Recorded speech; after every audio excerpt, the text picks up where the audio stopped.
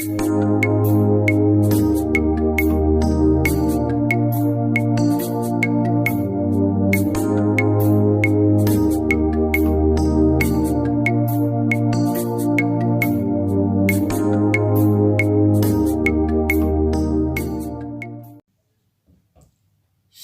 shalom, shalom, peuple de Dieu.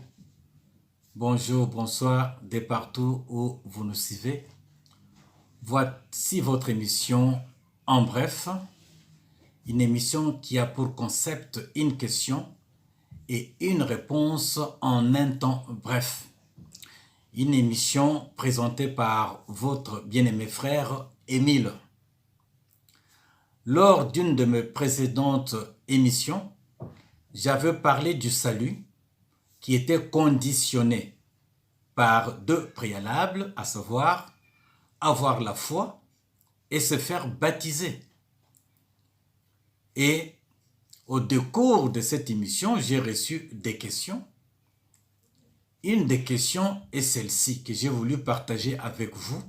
Il m'a été demandé pourquoi, frère Émile, notre Seigneur Jésus-Christ sur la croix, un des brigands qui était avec lui a été sauvé. Parce que dans le livre de Luc, chapitre 23, le verset 43, la Bible dit qu'aujourd'hui même, tu seras au paradis avec moi. C'est notre Seigneur Jésus-Christ qui dit aux brigands, aujourd'hui même, tu seras avec moi au paradis.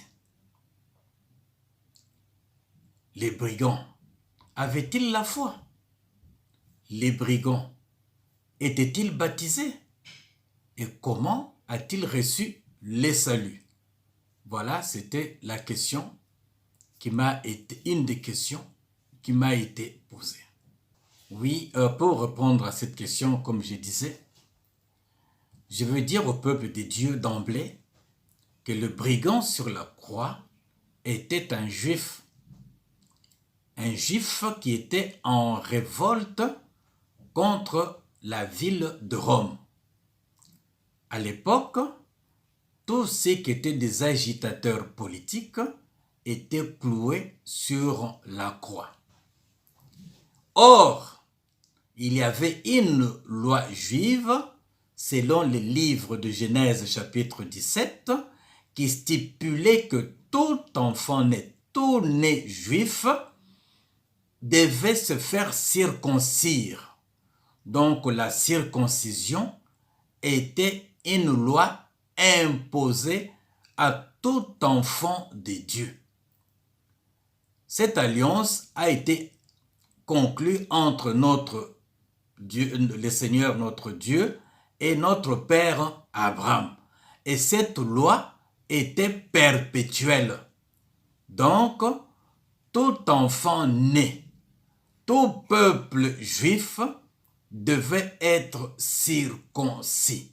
Et la circoncision est le signe du baptême.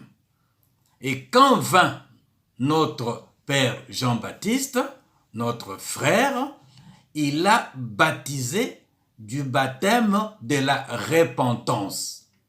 Et la Bible dit dans le livre de Jean 1, verset 5, que le peuple venait de partout, de Judée, de Jérusalem et des alentours pour se faire baptiser. Par là, nous comprenons que notre brigand sur la croix a subi lui aussi cette loi qui était généralisée à tout le peuple juif. Donc, il était baptisé. Ça, c'était le premier point.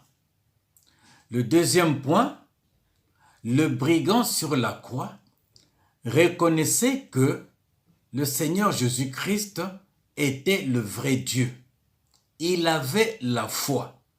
Il savait que c'est lui qui avait le pouvoir sur tout. Il reconnaissait son règne, que c'était un roi. Voilà pourquoi il avait la foi, il croyait en Jésus-Christ. Le troisième point, mes bien-aimés, les brigands sur la croix a manifesté l'humilité. Il a reconnu ses transgressions, il a reconnu que lui, il était pécheur, qu'il avait commis tout ce dont on lui reprochait. Par là, il a accompli l'acte de repentance. Donc, sur la croix, les brigands s'est repenti. Il a reconnu ses transgressions. Il a reconnu que tout ce qu'on leur reprochait, il les avait commis. Alors que notre Seigneur Jésus-Christ, il n'avait point commis tout ce qu'on lui reprochait. C'était sa repentance sur la croix. En résumé, mes bien-aimés, le brigand sur la croix a été sauvé. 1. Parce que il croyait que Jésus-Christ était Dieu. Il reconnaissait son royaume, qu'il était le roi. 2. C'est parce que, étant juif, il était baptisé. Donc, il a cru et il était baptisé. Et le troisième point, sur la croix, il s'est repenti en reconnaissant ses fautes, ses transgressions. Il a commis sa repentance. Voilà pourquoi les Juifs, les brigands, a été sauvé.